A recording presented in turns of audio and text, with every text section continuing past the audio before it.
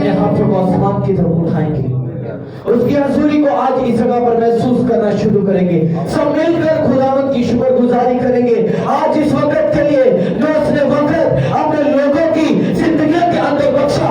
Bible कहती है कि खुदा ने अपने बेटे को इस दुनिया में भेज दिया ताकि हम निजात पाए, हमारा गुजारा हो, हम छुड़ाए जाए, हम खुदा की गुलामी को छोड़कर मसीह के पास आ जाए। बाइबल कहती है मसीह ने हमें आजाद रहने के लिए आजाद किया है। अगर आप आजाद हैं तो उसके लिए अपने मुंह को खोल कर बोलना शुरू करें, ऐ बाप मैं तेरा शुक्र करता हूँ।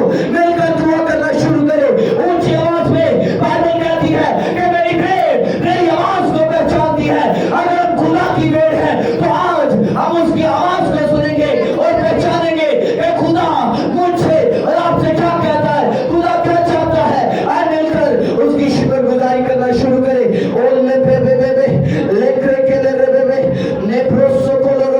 उसके कलाम को मांगे अपनी जिंदगी में। उसका कलाम जो दो धारी तेज तलवार से भी बाइबल कहती ज्यादा तेज है, वो बंद और मुझे खुदे में से होकर गुजर जाता है। खुदा का कलाम जो बीज की तरह है, वो छड़ पकड़ता है, वो सेब नहीं रहने देता।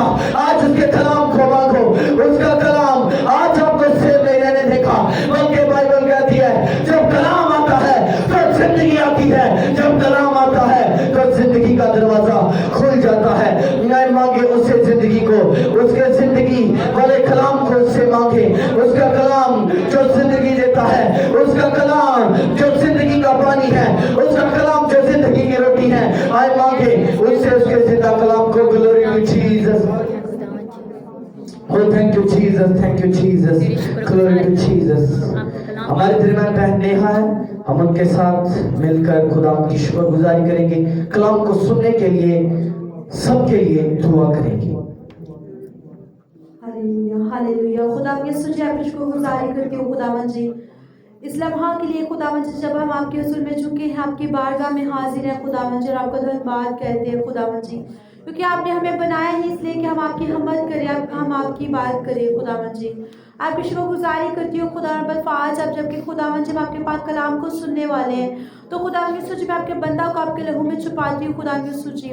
अपने भेदों को गहरा मसा दीजिएगा खुदावंद यीशु जी। ऐ खुदावंद बल्फाज हमारे दिल की आंखों को रोशन कीजिए खुदावंद यीशु जी, ताकि आपके पाक कलाम को खुदावंद से सुन सके, समझ सके खुदावंद जी, और दाऊद की तरह खुदावंद जी आपके पाक कलाम को अपने दिल में रख ले खुदावंद जी, ताकि कभी आपके खिलाफ गुनाह न करे खुदावंद यीशु जी। मैं आपकी शुक्रगुजारी करती हूँ खुदावंद यीशु जितने सर आपके हुजूर में झुके हैं इन सबों के लिए खुदावंद यीशु जी। नाम बनाम खुदावंद यीशु जी आपकी ब्लेसिंग को चाहती हूँ खुदावंद जी, आपके आसमान को खुला हुआ चाहती हूँ खुदावंद बल्फाज ऐ खुदावंद यीशु जी। और आपका पाक कलाम जो खुदावंद यीशु जी बिल्कुल खालिस है, सोने से चांदी से ज़्यादा कीमती है खुदावंद यीशु जी। ऐ खुदा बल्फाज आपके पाक कलाम को मांग लेती हूँ खुदा यीशु जी। आपके पाक कलाम का बीज जब हमारी ज़िंदगी में बोया जाए तो खुदावंद जी फलदार साबित हो, और एक खुदावंद यीशु जी आपका पाक कलाम या जो बेतासीर नहीं लौटता, जो असर रखता है हमारी जिंदगियों में काम करता है खुदावंद यीशु जी। मैं आपकी शुक्रगुजारी करती हूँ, सब कुछ मांगती हूँ यीशु मसीह के नाम से, आमीन। हालेलुया, सब बोलेंगे आमीन आमीन, हालेलुया हालेलुया, ऊंची आवाज में नारा लगाएंगे हालेलुया हालेलुया, हालेलुया। आज जोरदार तालियों में खुदा के कलाम को सीनियर पास्टर शफीक को हम दावत देंगे कि वो हम सब तक खुदा के कलाम को शेयर करें। जोरदार तालियों में, आपकी तालियों की आवाज बहुत कम है। Hallelujah hallelujah.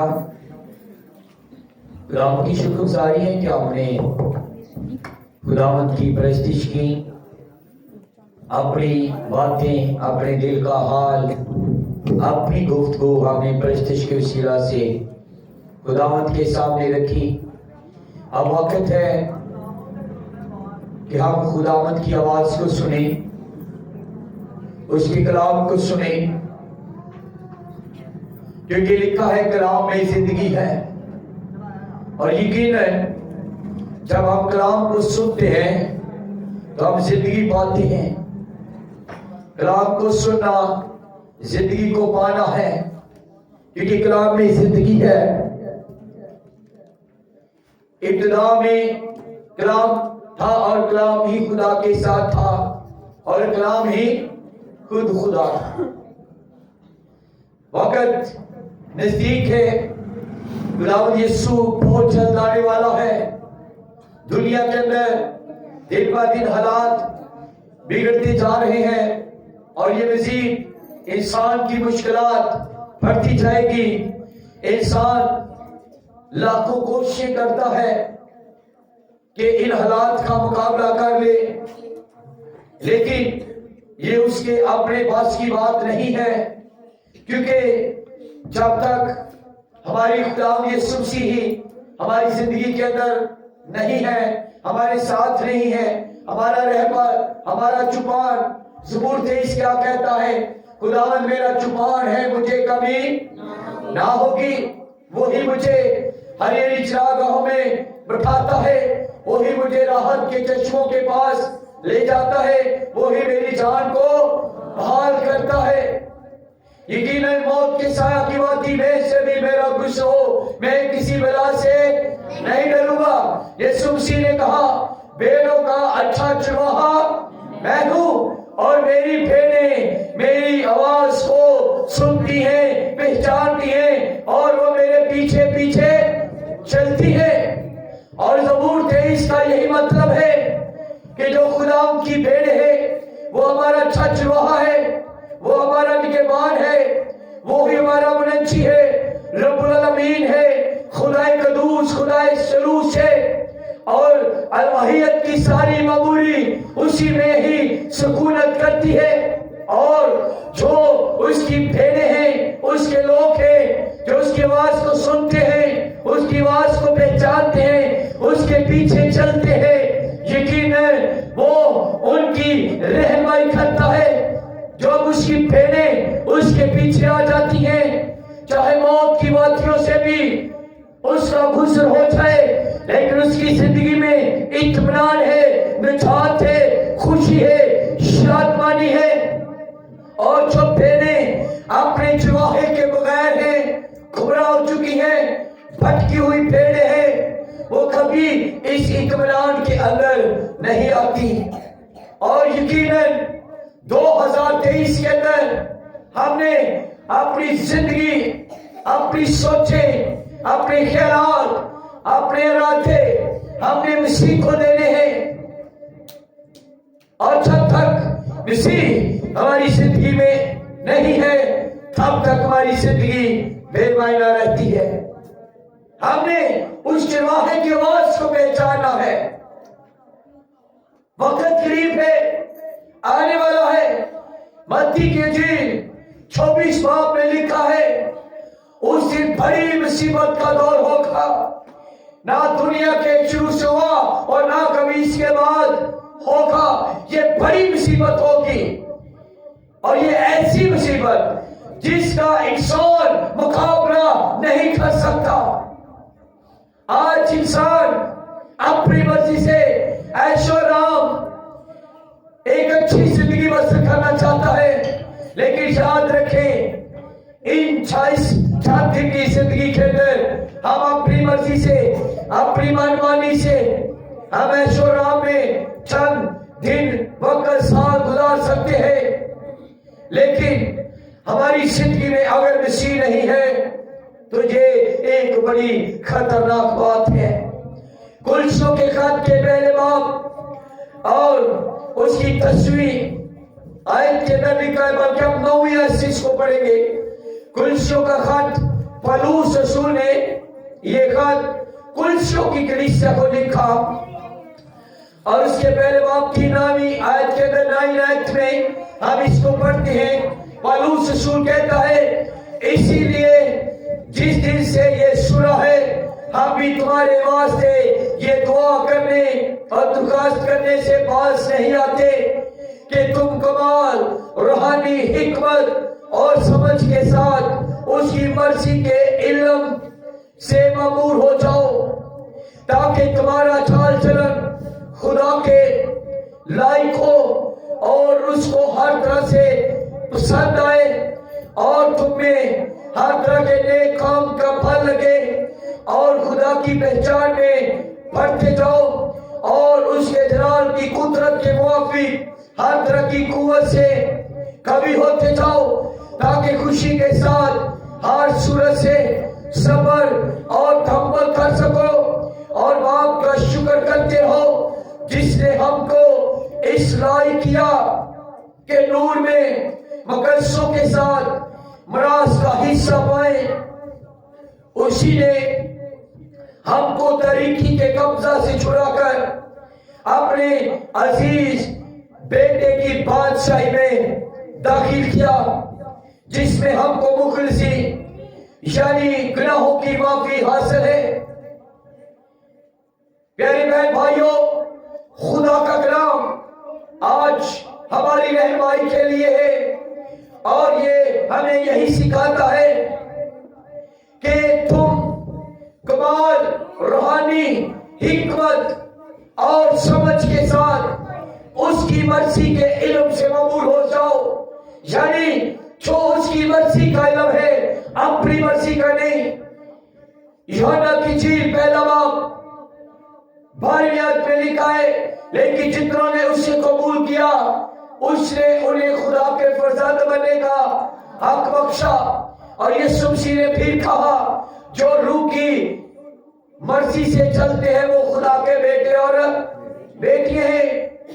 हमने उसको कबूल भी करना है और पाक की मर्जी, उसका इल्म, उसके माफिक रूहानी हिकमत, रूहानी समझ के साथ, क्योंकि वक्त इस कदर करीब आता जा रहा है, दुनिया के हालात बिगड़ते जा रहे हैं, इंसान की मुश्किलात के अंदर इजाफा होता चला जा रहा है। लेकिन याद रखो, अगर जिंदगी में मसीह नहीं है तो तरीकी है। तरीकी एक बहुत बुरी बात है। इंसान की जिंदगी जो मसीह के बगैर है, जिसने अभी तक निजात का तजुर्बा हासिल नहीं किया और वो निजात को जानता नहीं, उसने निजात बख्श काम को अभी तक समझा नहीं, उसकी जिंदगी तरीकी के अंदर है। और तरीकी क्या है? तरीकी एक कब्जा है जिससे इंसान छूट नहीं सकता। इंसान लाखों कोशिशें करे लेकिन इस तरीके से छूट नहीं सकता। हाँ, इस तरीके से छूटने का एक ही भेद है और वो यीशु मसीह है। और यीशु मसीह ही है जो इंसान को तरीके के कब्जा से छुड़ाकर अपनी बादशाही में दाखिल कर लेता है। यीशु मसीह ने जब शिगिर्दों ने कहा मैं दुआ सिखा, तो उसने दुआ के अंदर यही कहा था कि तुम इसी तरह दुआ करना, तेरी बादशाही आए, उसकी बादशाही को मांगना। उसकी बादशाही में इत्मीनान है, शादमानी है, खुशी है, तहव्वुल है, तसल्ली है, खुशहाली है, कब्जा नहीं है, बदरूहें नहीं है, बीमारियां नहीं है, प्रॉब्लम नहीं है, बल्कि उसकी बादशाही में, उसकी हुक्मरानी में जब हम आ जाते हैं तो हमारी जिंदगी जो है इत्मीनान से भर जाती है, शादमानी से भर जाती है। आपके आसपास लाखों मुश्किलात होगी, लेकिन अगर आप उसकी बादशाही में हैं, अगर उसकी बादशाही आपके साथ है, तो आपकी जिंदगी में इत्मीनान ही इत्मीनान है। दूसरी बात 10वीं आयत में कहता है, तुम्हारा चाल चलन खुदावंद के लायक हो। किसके लायक हो? खुदावंद के। दूसरी बात, उसकी बादशाही में आने का मतलब है हमारा चाल चलन, हमारा तरीका, हमारा कैरेक्टर, हमारा किरदार, हमारा रवैया, हमारा बिहेवियर, ये सिर्फ और सिर्फ उसकी मर्जी के मुताबिक हो, उसकी मर्जी के लायक हो। जो वो चाहता है हम वो करें। यीशु मसीह ने कहा, दुनिया का नूर मैं हूँ, जो मेरी पैरवी करेगा वो कभी अंधेरे में जिंदगी बसर नहीं करेगा। तरीकी के अंदर ठोकरे हैं, तरीकी के अंदर परेशानी है, तरीकी के अंदर दुख है, अजाइब है, लेकिन अगर हम उसकी मर्जी के मुताबिक अपने चाल चलन को, अपने कैरेक्टर को, अपने किरदार को मसीह को उसके लायक बना देते हैं, हालेलुया। फिर वो 11वीं आयत के अंदर कहता है, और उसके जलाल की कुदरत के मुआफिक हर तरह की कुव्वत से कवि होते जाओ, ताकि खुशी के साथ हर सूरत से सब्र और तहम्मुल कर सको। 12वीं आयत कहती है, और बाप का शुक्र करते हो जिसने हमको इस लायक किया कि नूर में, किसमें? नूर में। किसका शुक्र करते रहो? खुदा बाप का शुक्र करते रहो जिसने हमें इस लायक किया मुकद्दसों के साथ, नूर में मुकद्दसों के साथ मराज का क्या करे? हिस्सा। जो ईमानदारों की मराज है, जो ईमानदारों की दौलत है, वो नूर में है, तरीकी में नहीं है। एक तो बादशाही वो है जो खुदा ने हमें देनी है हमेशा की जिंदगी, लेकिन एक बादशाही जमीन पर भी है जो यीशु मसीह ने कहा था, दुआ करो तो कहना तेरी बादशाही आए, हमारी जिंदगियों में तेरी बादशाही हो, हमारी जिंदगियों का तू मालिक हो, हमारी जिंदगियों का तू हुक्मरान हो। तरीकी से निकल जाना, उसकी बादशाही में आ जाना, और उसकी बादशाही में अंधेरा नहीं है, तरीकी नहीं है, ठोकरे नहीं है, अजाइब नहीं है, मुसीबतें नहीं है, दुख नहीं है, बल्कि उसकी बादशाही के अंदर नूर ही नूर है। और जो नूर में चलता है वो कभी ठोकर नहीं खाता। 13वीं आयत कहती है, उसी ने हमको तरीकी के कब्जा से छुड़ाकर अपने अजीज बेटे की बादशाही में दाखिल किया है।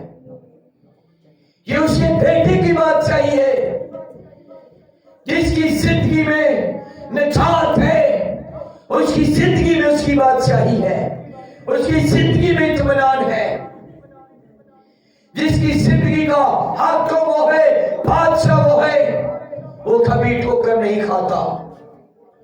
हालेलुया। हमने उसकी पैरवाई में चलना है, हम उसके गला की भेड़े हैं।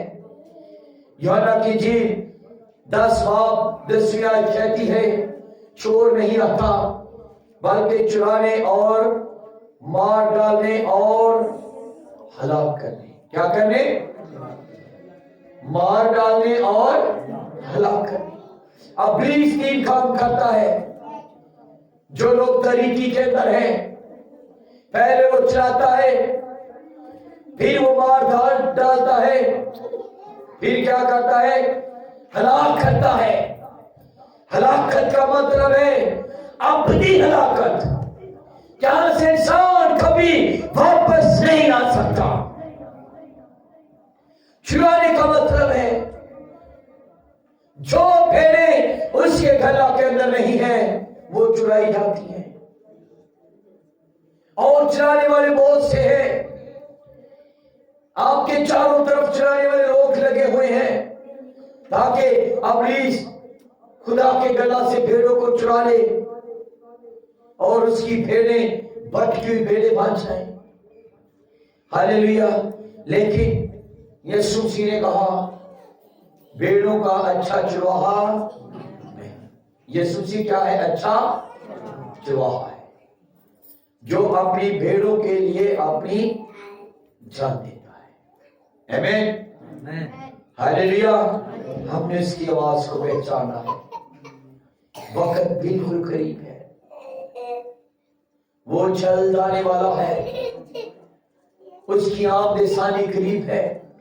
इससे पेशतर कि वो आ जाए और हम उन बेवकूफ 5 कुंवारियों की मानद रह जाएं जिनकी कुप्पियों में तेल ना था, खत्म हो चुका था। हमने अपनी जिंदगी को खुदावंद की सूरी से, खुदावंद की प्रेज़नेस से भर कर रखना है ताकि जब वो आए आप हवा में उड़कर उसका इस्तेमाल कर सकें। आमीन। हालेलुया। मैं चाहता हूं आए हम सब अपने कदमों पर खड़े हो जाएं। चंद वक्त के लिए हम अपने सरों को झुका लें, हाथों को आसमान की तरफ उठा लें, दुआया माहौल में चले जाएं। اگر آج تک میری زندگی تاریکی میں ہے، میں نے نجات بخش کام کو نہیں سمجھا، تو میرے پیارے بہن بھائیوں، آؤ ہاتھوں کو آسمان کی طرف بلند کر لو، اور آج رات میں آپ کو یہ قول دیتا ہوں، وہ صلیب پر آج بھی آپ کے لیے بازو پھیلائے کھڑا ہے۔